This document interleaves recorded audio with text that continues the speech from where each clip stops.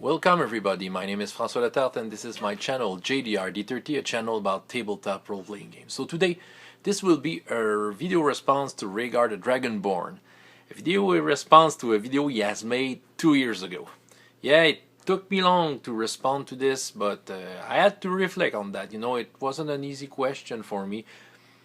What tips I would give to me when I was a beginning game master. Let's say I go back in time and I meet myself 30 years ago, coming out of the gaming shop with my little red box of Dungeons and Dragons. What would I say to me in order to have, a better gaming to start with? So yeah, I have 5 tips that I have thought about that I would say to myself. So the first tip: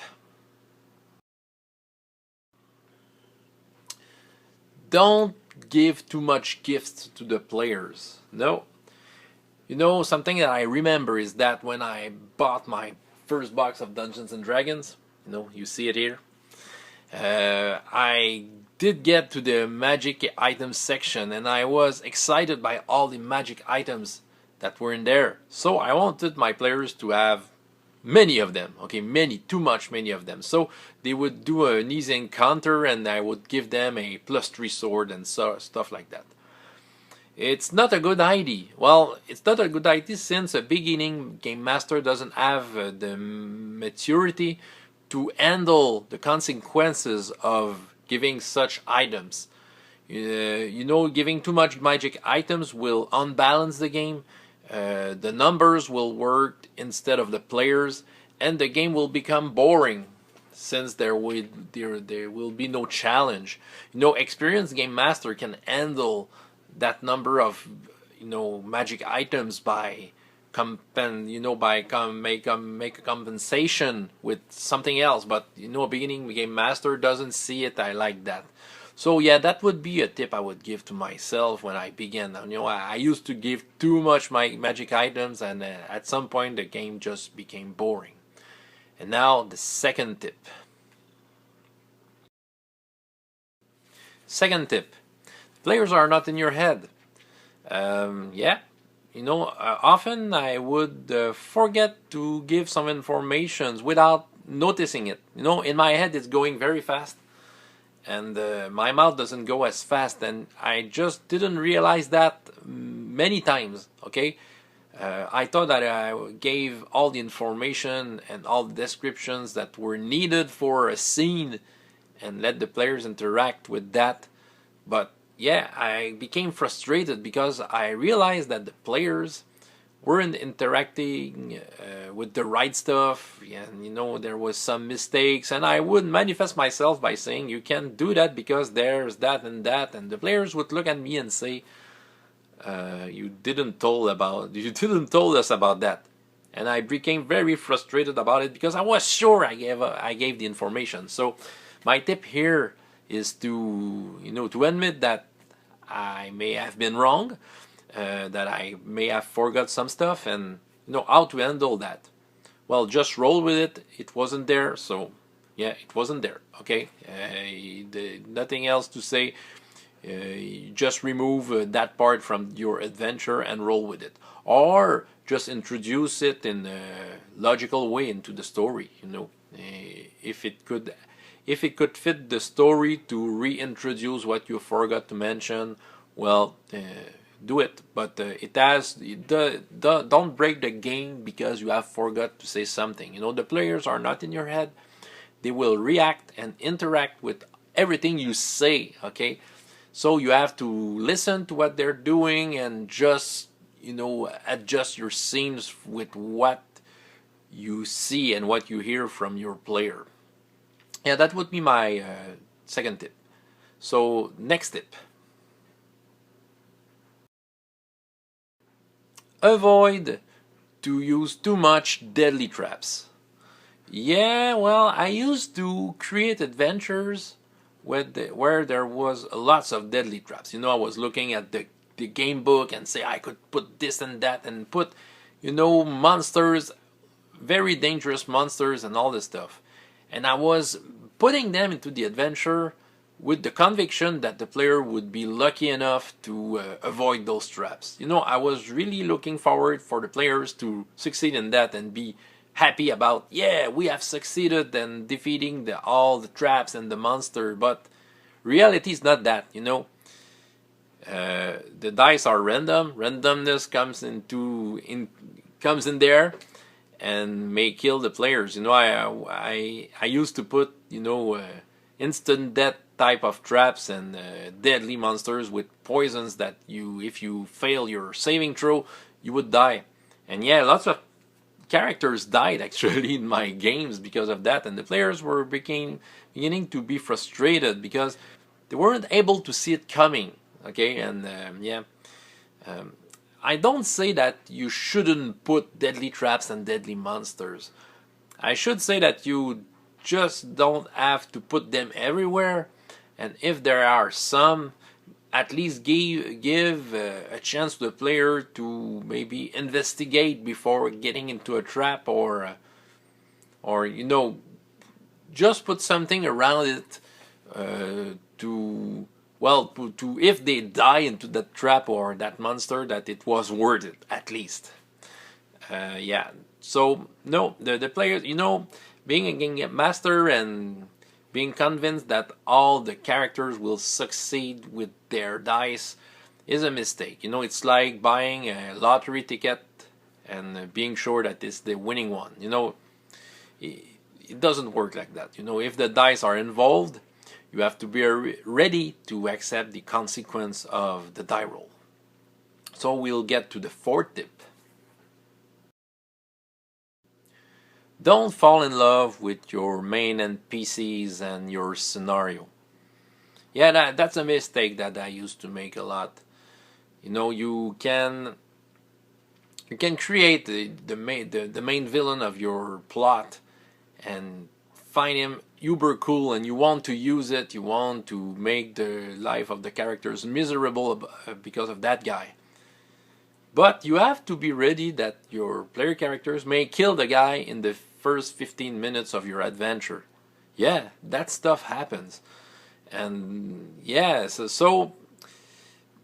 well, basically, if it's a bad guy, the player characters will want to kick his ass. Okay, they will want to fight him and to defeat him. That's the goal of the villain, is to be defeated by the characters, or at least their characters will want to fight him. So yeah, your main NPCs, when you create him, he's already in danger. Okay, so don't fall too much in love with him by putting him some escape plans, improvised escape plans, because it will look like improvised escape plans, and the player will see it and will be frustrated about what you're doing, just trying to save your character's life, because you just can't accept that they have won the battle or they have made a good plan against him. If you want really an escape plan, at least prepare it in advance. You know, prepare your character with his own escape plans. So if it's not improvised, at least it will look like more natural. That's what I say. The same with the plot. You know, sometimes we create a scenario. Well, it may be a railroad scenario, and you try to lure your players into the cool place. Yeah, go there. That's cool there. Don't go there. It's not cool. I don't know why I've created that room, but it's not cool. Go there, okay? And the players may say, no, we want to go there. And then you fall. You think that your cool place is the coolest place that they should go. So you're really trying hard to put them there. And yeah, it will break the connection with the players a little. And the players will get frustrated by you taking them where they don't want to go. So yeah, don't fall in love with your plot to the point where it will break, you know, the happiness around the table. Yeah, you can be proud of what you create and your plot and all that, but at least during the adventure, maybe put some stuff, some optional stuff that the players can take, but that can give them that may want them to go where you want them to go, but be prepared that they just wouldn't go there at all. So don't fall too much in love. Yeah, at least it will hurt less if they don't go where you have planned them to go. Yeah, and the last tip. Try to analyze what the players like, okay, before getting them into a campaign of something. You know, I used to be a very excited game master and a very convincing one. You know, I used to get players in many types of game I would want to play. But never asking them what they would want to play. So, yeah, okay, we had fun, but it happened sometimes that the players were not enjoying themselves in what I was bringing, because it was not their type of game, it was not their style, it was, you know, it wasn't like they would expect it. You know, it feels like making a session 0, but yeah, it's a little like that. But you know, I was buying a game, and because I was a game master, I thought that I had the coolest idea in the world. So I was sure that the players would get into me and you know, have the same level of enthusiasm that I had back then. It wasn't just working. You know, it wasn't working at all.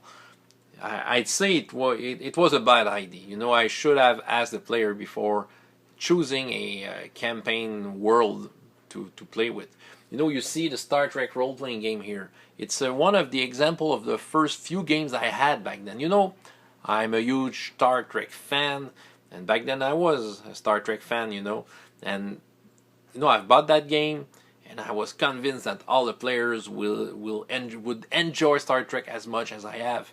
But I realized that most of the players of my group didn't really watch Star Trek. You know, maybe they saw one episode or two like that, but they never hooked to Star Trek. So they didn't know what was the Federations. They knew a little what were Klingons. You know, they knew some stuff, but you know, okay, but they got into the game. You know, I was so much convincing that they made up characters, but they didn't know really how to act Star Trek. Okay, so they would have their phasers, and you know, they realized that they could get their phasers to the kill setting, to the disintegrate setting. So they would all place their phasers to disintegrate, and when they were fighting, they were disintegrating their enemies. And I was trying to say to them, well, you are Federation officers, you should put your phasers to stun. But they would say, why would we do that? Okay, if they didn't know what was Star Trek, so they, you know, they didn't care about if they should put their phasers on stun or not. Yeah, so I was frustrated, and they were frustrated, because, you know, we just wouldn't be on the same page with what to do with Star Trek. And eventually we didn't get past 2 sessions because of that. So yeah, I was convinced that Star Trek would do it, and they would convert themselves to, you know, to boldly go where no one has gone before, but it just didn't work at all. You know, I have never really played Star Trek since then, because I would want to play Star Trek with Star Trek fans, people who at least, you know, have some interest into the series, so it would be easier for them to get their phasers on stun, because they know that in the Federation they will shoot on stun unless they are ordered to shoot in disintegrate. You understand what I mean if you know about Star Trek. Alright, that is my 5 tips I would give to myself when I was 13-year-old to get me better gaming. This is a video response to RhaegarTheDragonborn. The link of the original video is there. You can yourself make your own video response. I'd like to hear about that. Lots of people haven't responded to RhaegarTheDragonborn, and lots of people have, you know, should know. This is an excellent video. In fact, this is an excellent question. Those 5 tips, and it makes you wonder and search into your head and try to see how did you evolve from those past years when you began. Yeah, so try to respond to that. My name is François Letarte, and up to next time, I hope you have as much fun in your life as in your game. Goodbye.